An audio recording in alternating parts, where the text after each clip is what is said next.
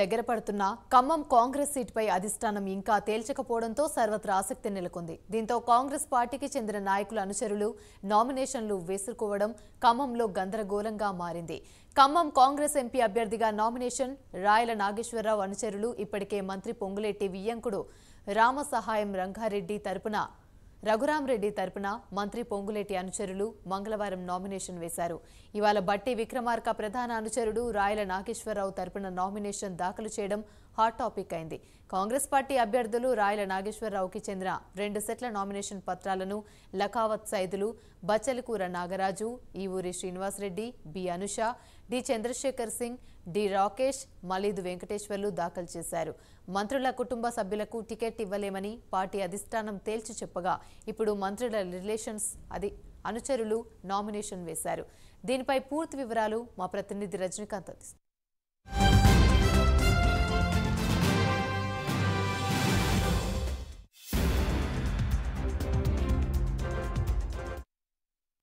రైట్గా ఇదే అంశానికి సంబంధించి మరిన్ని వివరాలు మా ప్రతినిధి రజనీకాంత్ అందిస్తారు. రజనీకాంత్ చెప్పండి.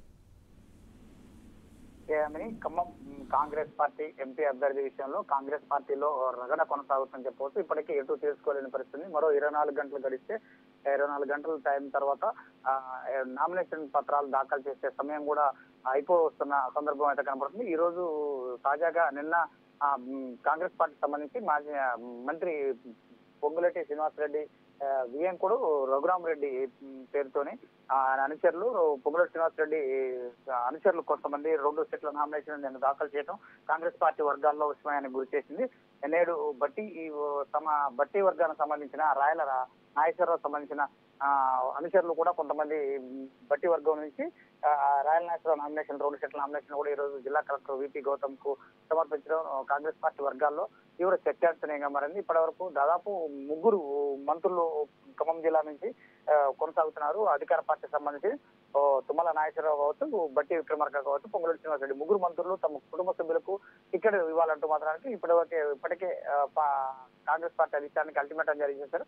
దీంతో నిశ్చితంగా పరిశీలించిన అది కాంగ్రెస్ పార్టీ అధిష్టానం కాస్త 3 కుటుంబ సభ్యులకు ఎవరికి కూడా టికెట్ ఇచ్చేది లేదంటూ తేల్చి చెప్పడంతో మాత్రానికి వారి అనుచరులు సంబంధించిన కొంతమంది పేర్లు ఇవ్వడం జరిగింది. మంత్రి పొంగులేటి శ్రీనివాసరెడ్డి సోదరుడు ప్రసాద్ రెడ్డికి టికెట్ ఇవ్వనని అధిష్టానం తేల్చి చెప్పడంతో తన వియ్యంకుడు రఘురామరెడ్డికి టికెట్ ఇవ్వాలంటూ మాత్రం ఆయన కాంగ్రెస్ పార్టీకి సూచించినట్టుగా వార్తలు తెలుస్తున్నాయి. దాంతో పాటుగా బట్టి సతీమణి మల్లు నందిని కూడా టికెట్ ఇవ్వనని అధిష్టానం చెప్పడంతో ఆయన కూడా కాంగ్రెస్ పార్టీకి విధేయుడిగా ఉన్న కొంతకాలంగా సుమారు 14 సంవత్సరాలు కాంగ్రెస్ పార్టీని అంటిపెట్టుకుంటున్న రాయల నాగేశ్వరరావుకు టికెట్ ఇవ్వాలి.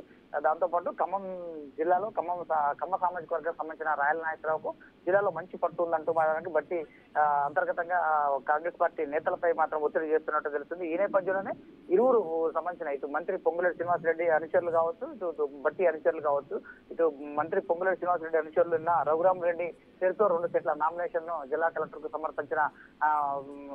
సమర్పించారు. నేడు తాజాగా రాయల నాగేశ్వరరావు సంబంధించిన వర్గీయులు కూడా లాకావత్ సైదులు, దాంతో పాటుగా మరికొంతమంది మలీదు వెంకటేశ్వర్లు కీలక నేతలు రాయల నాగేశ్వరరావు వెంట ఉండేవాళ్ళు, వీళ్ళంతా బట్టి కోటరీలో ఉండే కీలక నేతలు వీరంతా కలిసి ఈ రోజు రాయల నాగేశ్వరరావు పేరుతో 2 సెట్ల నామినేషన్ దాఖలు చేయడం ఖమ్మం జిల్లా కాంగ్రెస్ పార్టీ వర్గాల్లో తీవ్ర చర్చాంశనీయంగా మారింది.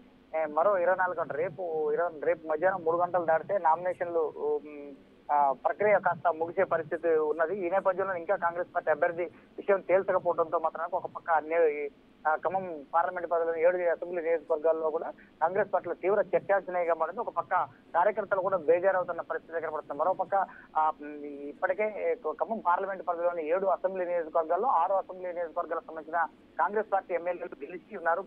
మరో అసెంబ్లీ నియోజకవర్గం కొత్తగూడెం నియోజకవర్గంలో కూడా మిత్రపక్షమైన సిపిఐ పార్టీ సంబంధించిన ఎమ్మెల్యే కూడా గెలిచారు.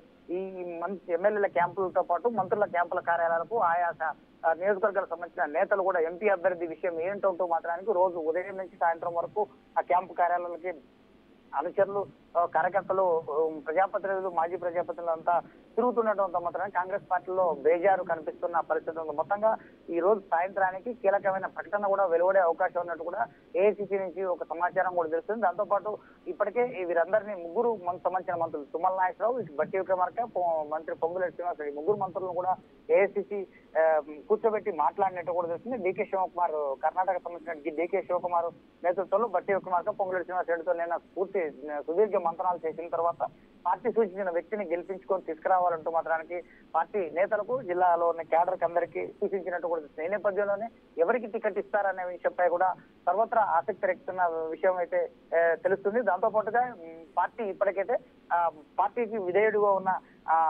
పొంగులేటి శ్రీనివాసరెడ్డి తనయుడు పొంగులేటి శ్రీనివాసరెడ్డి సోదరుడు ప్రసాద్ రెడ్డికి టికెట్ ఇవ్వాలని పొంగులేటి శ్రీనివాసరెడ్డి చివరి నిమిషం వరకు కూడా పట్టుబడుతున్నట్టు కూడా తెలుస్తుంది.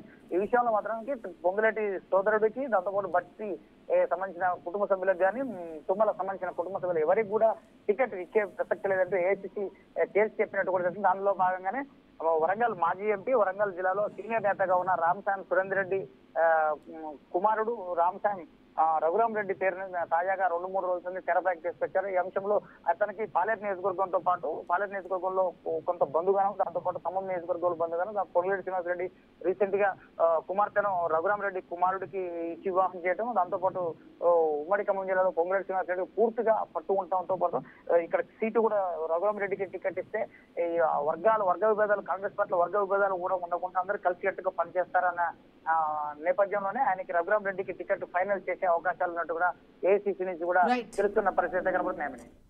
Right, thank you.